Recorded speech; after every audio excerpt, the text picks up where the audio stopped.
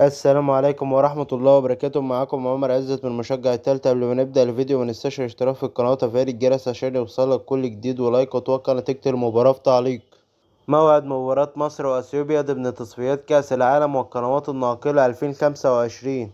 يستعد منتخب مصر بقيادة حسام حسن للدخول في معسكر مغلق خلال فترة التوقف الدولي المقبلة من أجل خوض مباراتين أمام أثيوبيا وسيراليون بتصفيات كأس العالم 2026، والتي يسعى خلالها المنتخب الوطني للحصول على النقاط الستة للاقتراب من حلم التأهل للمونديال.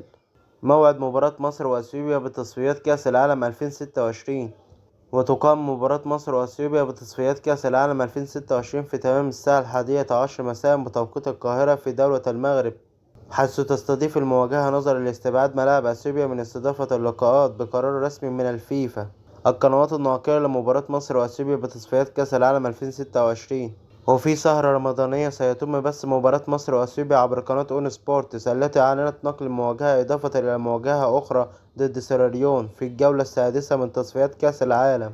منتخب مصر يتصدر ترتيب المجموعة الأولى من تصفيات كأس العالم 2026، ويعتل منتخب مصر بقيادة حسام حسن في الوقت الحالي صدارة جدول ترتيب المجموعة الأولى من تصفيات كأس العالم برصيد 10 نقاط بعد خوض 4 مباريات، محققا 3 انتصارات وتعادل وحيد. ومن المقرر أن يلعب منتخب مصر أمام أثيوبيا يوم 21 مارس ضمن الجولة الخامسة من تصفيات.